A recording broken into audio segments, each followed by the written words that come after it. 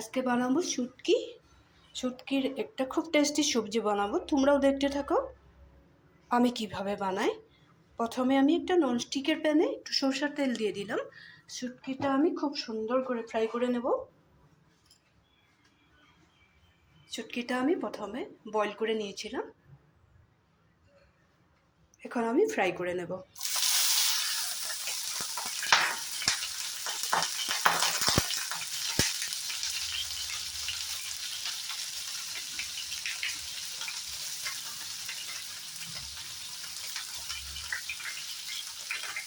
এখানে দিয়ে দিব সামান্য পরিমাণে হলদি পাউডার,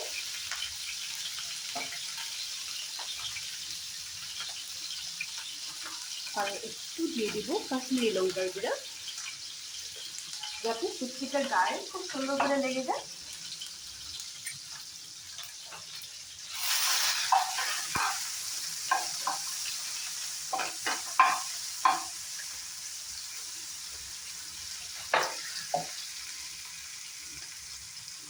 শুটকিটা বয়েল করার সময় আমি একটু লবণ দিয়েছিলাম, এখন আমি শুটকিটাতে আবার একটু লবণ দিয়ে দেবো, কারণ লবণের জলটা তো চেপে দিয়েছি না, তার জন্য লবণটা কম হয়ে যেতে পারে। আবার একটু দিয়ে দিব, পরে আবার দেখে নিব, যখন সবজিগুলো দিব তখন আবার দেখে নিব। এখন আমি ভালো করে ফ্রাই করে নেব। শুটকিটা ফ্রাই করা হয়ে গেছে, এখন আমি তুলে রাখবো। এইভাবে ভালো করে ফ্রাই করে নেবে।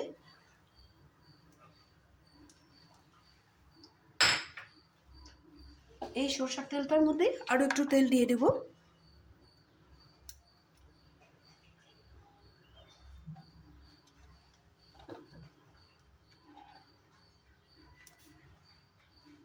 এখন এখানে দিয়ে দেব 3-4টের মতো পেঁয়াজ কেটে রেখেছিলাম, একটু ছোট করেই কেটেছি। পেঁয়াজটা আমি পেস্ট করব না,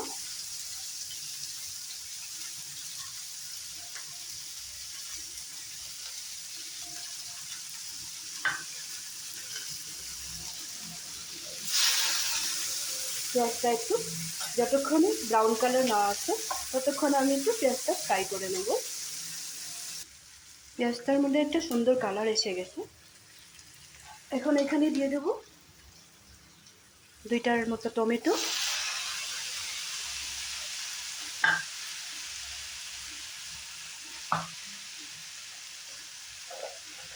এইখানে রেডি করে রেখেছি রসুন, কাঁচা লঙ্কা,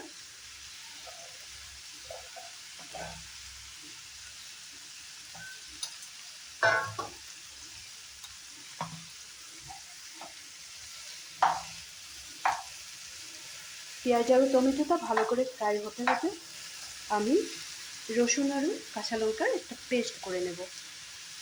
পেঁয়াজটা কিন্তু পেস্ট করে দেবে না, আমি পেঁয়াজটা কেটেই দিয়েছি, কেটে ফ্রাই করে এইভাবেই করবে। সাথে একটা বা 2টা টমেটো দিয়ে দিবে, টমেটোটাও একটু ছোটো করে কাটবে, তারপরে এটা পেস্ট করে ওখানে ঢেলে দেবে। এখন এখানে দিয়ে দেবো আমি বয়েল করা আলু,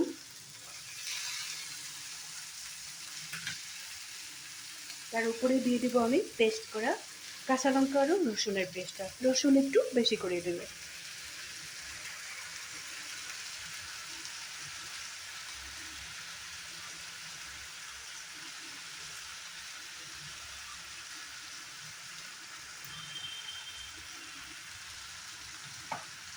হাতটা ধোয়া ছিল বলে আমি হাত দিয়ে বের করে দিলাম।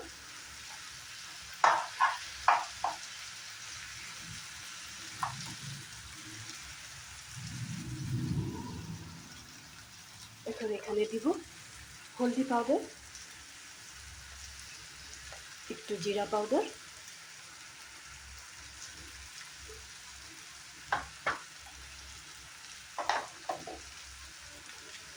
এখন ভালো করে একটু সময় আমি ফ্রাই করে নেব।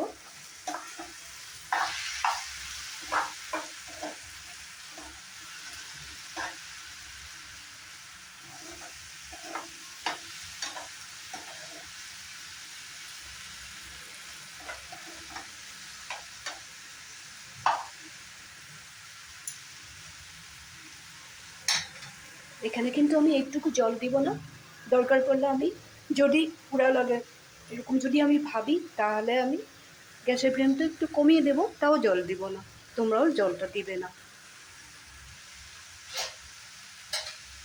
কিছু সময় ঢাকা দিয়ে রাখবো আর গ্যাসের ফ্লেমটা একটু কমিয়ে দেবো। ঢাকনাটা তুলে একবার দেখে নেব।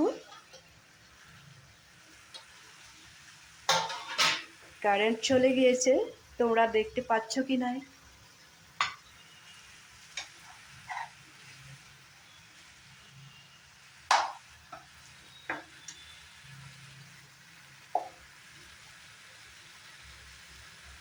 শুটকিটা ফ্রাই করার সময় একটু লবণ দিয়েছিলাম, এখন আবার একটু লবণ দিয়ে দেব। লবণটা যার যার হিসেব মতো দেবে।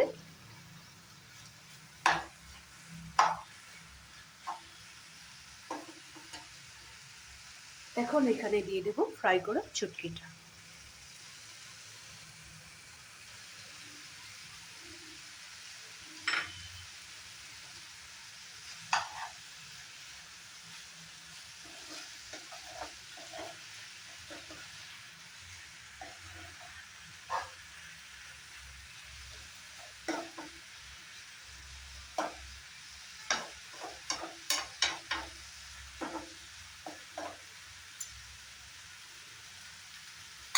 আবার একটু সময় আমি ঢেকে রাখবো শুটকিটা যাতে আর খুব সুন্দরভাবে নরম হয়ে যায়। ঢেকে রাখলাম। এইভাবে আবার একটু সময় রান্না করে নেব। ঢাকনাটা তুলে একবার দেখে নেব।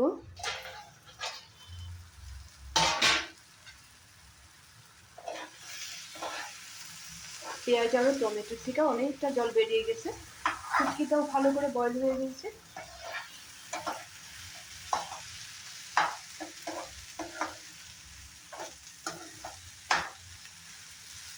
এখন আমি এখানে দিয়ে দেবো কেটে রাখা ধনেপাতা। ধনেপাতাটা একদমই পাতলা করে কাটবে। এইভাবে শুটকিটা একদিন রান্না করে খেয়ে দেখো। যারা শুটকি খায় না ওরাও খাবে। পাতলা ডালের সাথে খুবই ভালো লাগে। এইভাবে একদিন বানাবে কিন্তু। যদি এই শুটকি মাছের রেসিপিটা তোমাদের ভালো লেগে থাকে তাহলে লাইক শেয়ার তো করবে, সবসময় সাথে থাকবে, ভালো থাকবে, সুস্থ থাকবে, আমাকে হেল্প করবে। যারা যারা আমার পেজটা এখনও দেখো না লাইক শেয়ার তো করবে, সাথে সাবস্ক্রাইবও করবে, কমেন্ট করতে একদমই ভুলবে না। ভালো থাকবে, সুস্থ থাকবে। একদিন রান্না করে এইভাবে খাবে কিন্তু। একদমই সরি কারেন্টটা আসলো না। আমি একটু কাশি নিয়ে দেখিয়ে দেবো।